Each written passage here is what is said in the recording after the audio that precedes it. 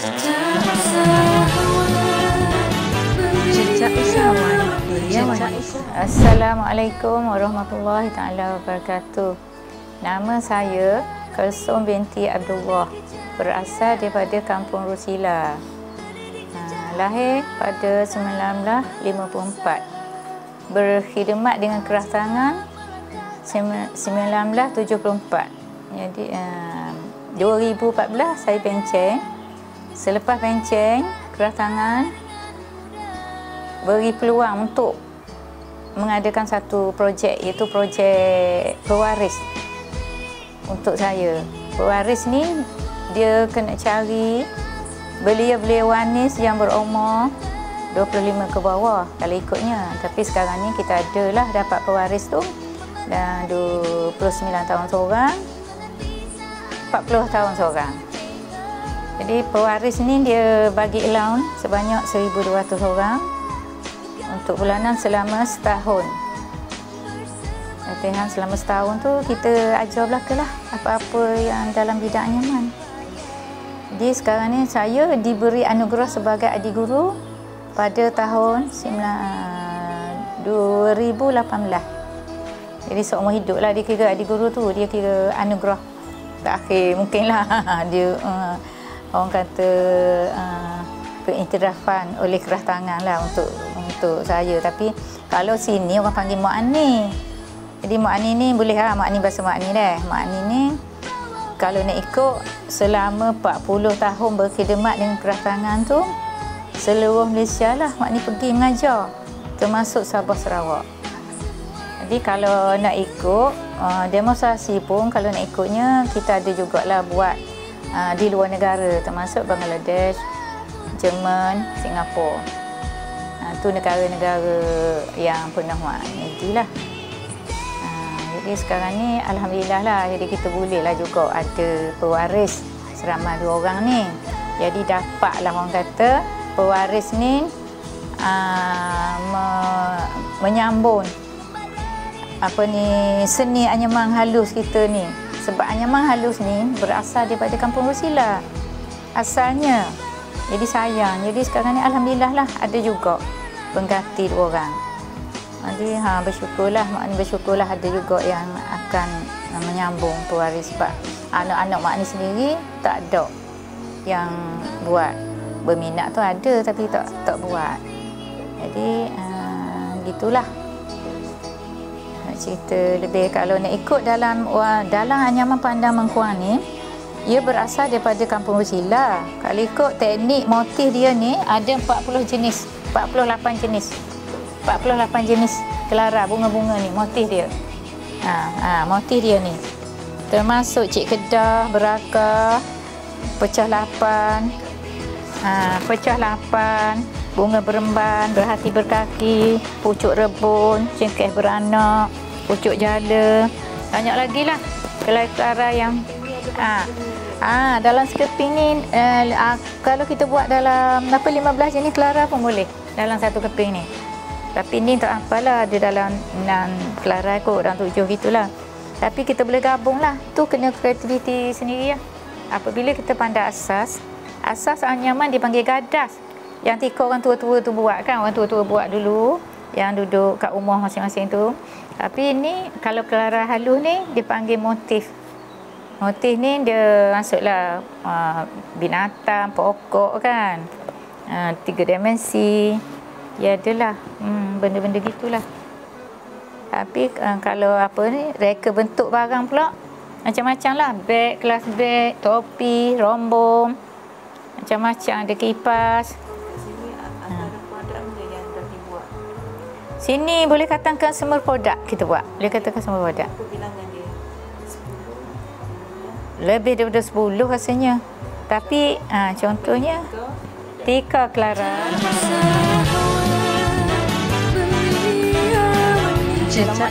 Di sini kita ada ajar pelatih-pelatih ni, peserta ni buat berbagai-bagai produk. Termasuk pertama kita buat ajar asas dulu. Produk asas iaitu anyaman gadas. Lepas anyaman gadas kita ajar tika besar berukuran 5x3, itu kelara tapak harimau. tapak harimau. Clara tapak harimau ni yang di bawah ni. Nampak tak? Lepas tu kita ajar beg jinjing. Contohnya beg jinjing. Kita ajar beg jinjing. Dia panggil beg jinjing ni anyaman asas lah. Tapi lepas tu kita ajar ni anyaman Clara. Clara ni motif dia ni tampuk jantung. Dia ada bunga melon, bunga beremban, bunga tanjung. Contoh tika ni lah, besar ni lah 4x2. Tu bunga cengkeh, Clara cengkeh beranak. Motif ni memang ada 48 jenis, tapi kita tak ajar lagi. Mungkin ada dalam 15 jenis kot dalam sekarang ni. Dia orang ni masa baru 6 bulan. Jadi 6 bulan akan datang, insya-Allah lah kita ajar produk-produk lain pula. Jadi termasuk topi, kipas. Kipas ni kalau ikut memang laris. Banyak permintaan. Ambil kipas nah. Kipas ni. Kipas ni memang banyak, ramai permintaan. Kalau ikut untuk cendera hati. Jadi kita cuba dalam ni kipas ni dia tak ada motif, cuma dia bentuk. Dia adalah Clara berdiri dengan gadah. Tapi nak jadikan bentuk ni memang susah. Orang yang pandai menganyam pun tak boleh buat kipas. Itu kena kreativiti kita sendirilah. Ada yang bulat je jadi, ada yang bujur di atas tangan kita. Atas kemampuan seorang-seorang. Itulah, topi pun memang permintaan banyak juga. Atau contoh alas pinggang. Alas pinggang ni kita ada motif lah. Alas pinggang ni memang permintaan memang banyak juga ni. Kalau ikut ni, orang kampung dia jarang buat benda-benda gini. Sebab dia produk-produk, orang kata produk ni kan, jadi susah. Orang kampung dia buat setakat tika, setakat beg-beg kecil, dompet duit untuk goodies apa tu kan. Jadi kita cuba ketengahkan alas pinggang, topi, bekas-bekas seberguna untuk dijadikan buah tangan kan, hadiah. Ni alas pinggang ni memang inilah permintaan banyak untuk hotel-hotel, orang perseorangan. Tika Clara pun memang untuk hiasan dinding lah kebiasaannya. Tika ni hiasan dinding, dia orang letak kat dinding-dinding kan, jadi hiasan. Itu memanglah dalam, kalau nak ikut Tika Clara halus ni, mak ni akan ajar di akhir latihan, mungkin dalam bulan 9 ambil masa. Dia ambil masa dalam masa sebulan untuk siap satu keping ni, termasuk proses bahan seminggu, dalam masa seminggu. Jadi anyang pulak kan, dia orang tak berapa mahal lagi, jadi kita kena ajar di akhir latihan lah, insya-Allah.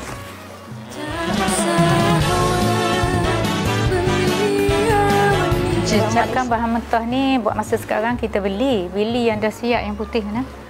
Ni yang macam ni kita beli yang dah siap proses, tapi dia orang ni kita ajar juga proses asas dipanggil, proses bahan mentah kita ajar daripada A sampai Z lah. Lepas kebanyakan lepas kita proses bahan macam ni, kita celup warna, kita ajar. Sebab mewarna ni akan masa juga untuk pengetahuan dia orang. Sebab apa? Dia kena campur warna-warna. Dia tak boleh. Kita ada asas 5 warna. Kuning, orange, biru, hijau. Pink. Merah jambu. Jadi apabila kita nak campur dalam satu warna tu, nak jadikan coklat, kita campur biru dengan orange. Ni. Kalau hitam ni, kita campur 4, orange, biru, hijau. Kita semua masuk. Kalau warna hitam. Kalau warna orang kata kuning tu memang warna asas lah. Kalau warna merah, kita tak campur color pink dengan orange, jadi merah. Dia memang main kena kita sendirilah tu. Kena fikir sendiri macam mana nak buat color-color ni. Tapi kita cara proses dia, kita kalau biarlah tu mak ni terang proses ni, proses daun. Mula-mula kita ambil daripada pokok, daun dia, kita potong hujung pangkal dia. Lepas tu kita kita layur atas api, bara api. Lepas tu lepas layur tu kita jangka tu ada alat jangka, ambil jangka atas tu. Kita jangka mengikut bilah yang ditentulah. kasar mana. Contohnya jangka ni 1 cm kasar atau yang halus 3 mm untuk buat barang. Kalau tikar halus ni kita 2 mm. Ya. Kita jangka, lepas jangka kita rendam. Kita rendam selama 2 malam. Lepas rendam 2 malam tu kita jemur dekat panas lah. Lepas jemur tu dia jadi macam ni, jadi putih. Bila jadi putih gini, baru kita proses mewarna. Proses mewarna ni kita celup, kita masuk air hingga mendidih. Lepas mendidih kita tokok-tokok bahan-bahan ni. Lepas tu bila mendidih tu kita masuk warna, kita ikut campuran kita kendaki lah. Kita warna apa kita nak. Jadi kita masuk warna, lepas masuk warna kita masuk mengkuang pandan yang putih ni dah setelah ditongkol selama 15 minit ataupun 20 minit.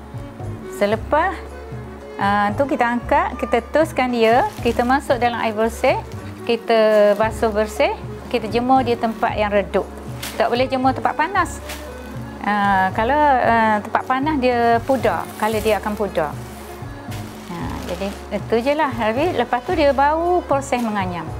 Proses menganyam tu makan masa jugalah, kena meluruk. Peluruk, ambil peluruk bahan untuk meluruk, untuk melembut. Ni dia nama peluruk. Peluruk ni buat daripada buluh. Untuk melembut ni daun ni, kita meluruk macam ni proses meluruk. Itulah. Lepas tu kita terus menganyam lah. Ikut apa yang kita nak. Ikut apa orang kata nak buat tikar, kita ikut saiz dia. Untuk dalam 1/2 kilo dapat satu helai tikar.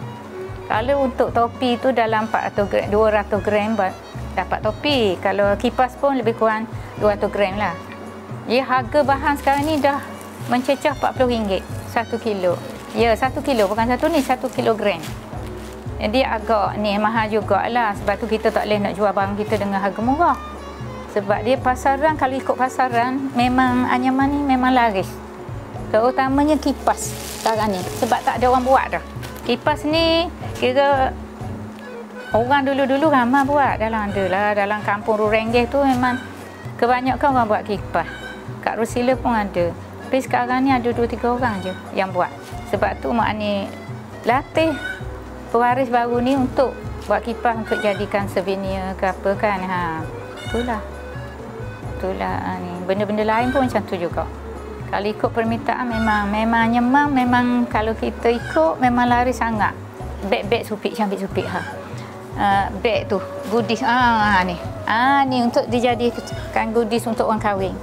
Dalam kan ikat ribbon, masuk biskut ke apa ke coklat ke dalam ni.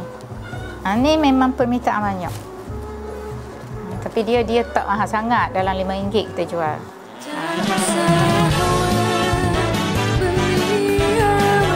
Nama saya Cik Zarina binti Mahmud, berusia 42 tahun, dari Kampung Rudua, Marang. Saya mula berkecimpung dalam dunia anyaman ni secara tak sengaja, dipanggil dari pihak Dun Rendang untuk ke tempat ni lah. Maknanya saya bermula daripada kosong. Kali pertama jejak ke kelas ni, belajar melurut mengkuang, baru kenal pelurut mengkuang, daun mengkuang. Dan antara produk-produk yang telah saya hasilkan selama 6 bulan berkursus adalah beg ni. Ni dipanggil supik. Ini banyak tempahan sebab masa dalam kita tengah kelas tu, maknanya sudah ada tempahan. Daripada KL 400 pieces untuk door gift. Dan ini pula topi pantai. Topi pantai ni kita hasilkan dengan gabungan 2 lapis mengkuang untuk bahagian atas. Kemudian bila sampai bahagian sini, kita buka anyaman tu menjadi lebih kembang. Okey. Dia mempunyai 2 jenis anyaman, iaitu anyaman gadas. Ini basic. Kemudian anyaman kelarai berdiri. 2 jenis. Lepas tu, ini alas pinggan. Okey. Dia sepatutnya datang dengan alas cawan juga. Okey. Ini dengan kelarai. Ini gabungan kelarai. Kelarai berdiri, gadas. Okey. Ini tika. Okey, ini tika. Okey. Ada gadas, anyaman berdiri, ada kelarai pucuk rebung. Dan ini kipas. Kipas ni antara yang paling mendapat sambutan. Pada saya, walaupun gunanya untuk kipas, tapi sebenarnya saya sedang cuba untuk mengolah untuk menjadi sarung bukeh. Kita biasa tengok kan sarung bukeh tu dipakai kotak dengan kertas je. Jadi saya sekarang cuba untuk mengolah untuk dijadikan sarung bukeh. Okey. Sebenarnya untuk kipas ni kita guna dua jenis anyaman, iaitu anyaman gadas dan kelarai berdiri. Tapi yang membuat kipas ni menarik ialah gabungan warnanya. Warnanya memang sangat-sangat menarik. Ini memang sangat-sangat laku keras lah. Untuk hiasan boleh.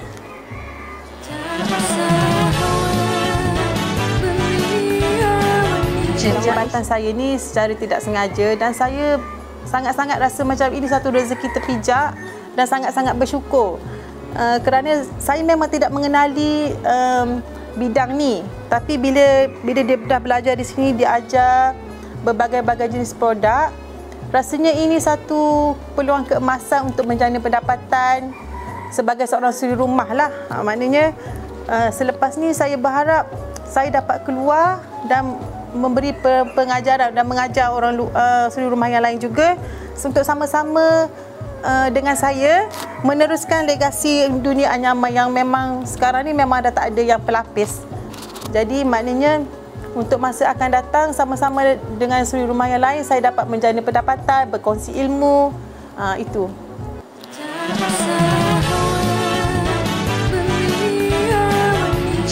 Assalamualaikum warahmatullahi wabarakatuh. Saya Siti Zaliha binti Mamat, asal di kampung Gong Wusila. Umur saya 29 tahun. Saya belajar membuat anyaman ni selama 6 bulan. Antara produk yang saya hasilkan selama 6 bulan ialah beg gembur, kipas,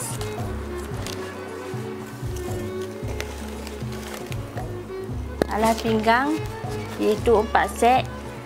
Kalau orang nak tepah, kita akan buat 8 set.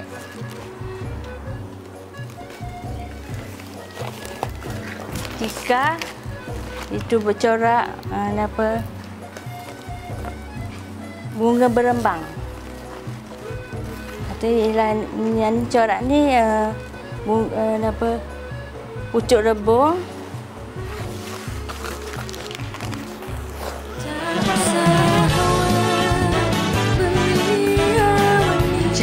Macam beg ni nak menghasilkan mengambil masa seminggu. Teknik yang kita buat anyaman gadas, lepas tu kelarai. Yang ni kelarai berdiri. Kita mula-mula anyam gadas, lepas tu kita ambil bucu, kita buka, kita anyam kelarai.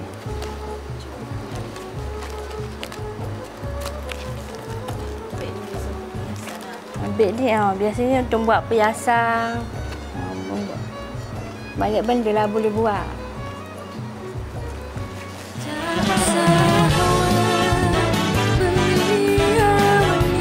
Tika ni memainkan peranan motif kelarai.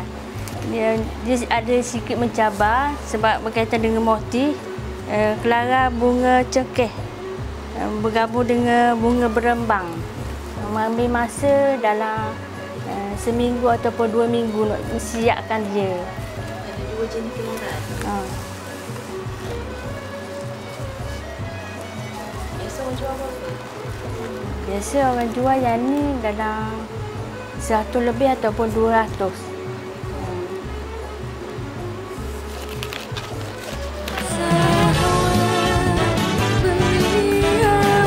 Macam alas pinggan ni kita boleh buat cover buku, buat alas cawang.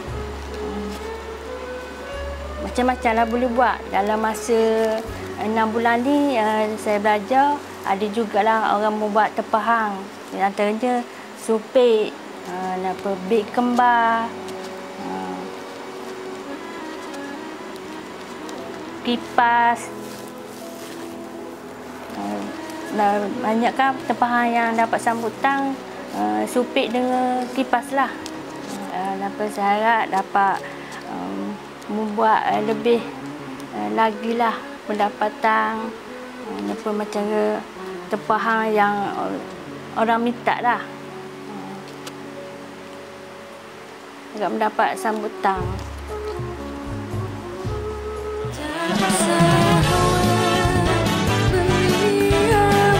Selama bulan Mei ni saya nak ucapkan terima kasih kepada cikgu saya, itu Mak Ani, kerana banyak bertukar-lumur mengajar dan mendidik saya mendidik saya sampai berjaya. Antara produk yang dia ajar ialah kipas, supik, tikar, alas pinggang, kembar, beg gembur,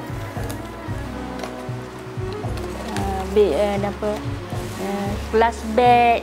Banyaklah produk yang dia ajar. Itu sahaja.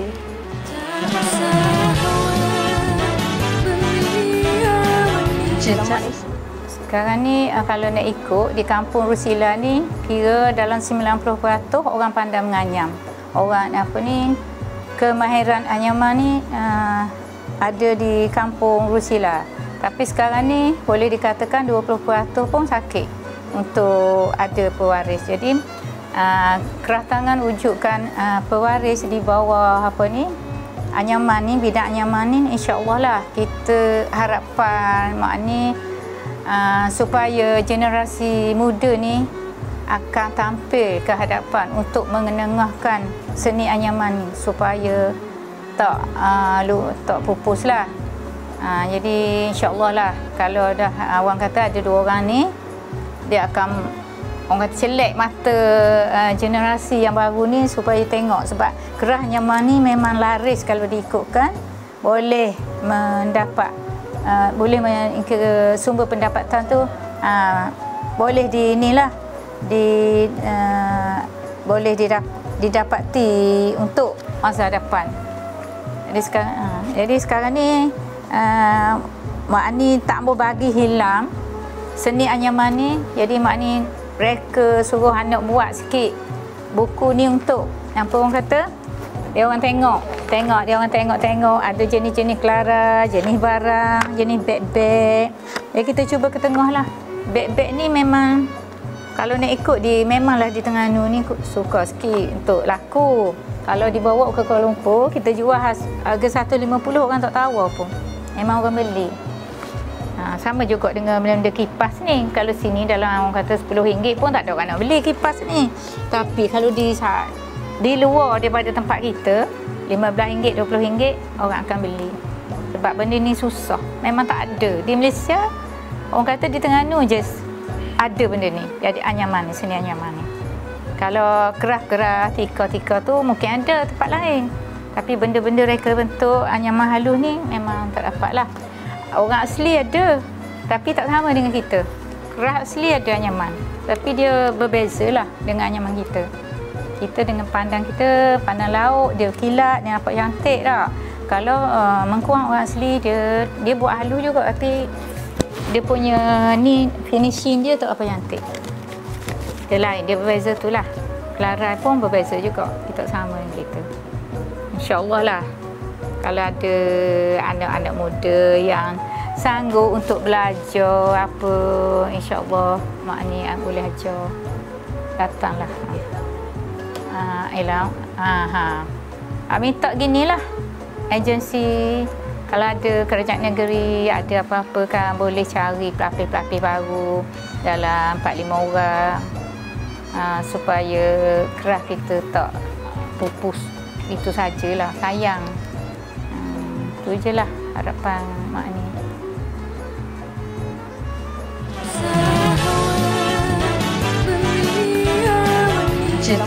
Kami mengucapkan terima kasih kepada pihak IMIS Negeri Terengganu kerana sudi datang ke bengkel anyaman kami untuk memperkenalkan produk anyaman mengkuang dan pandan kepada semua.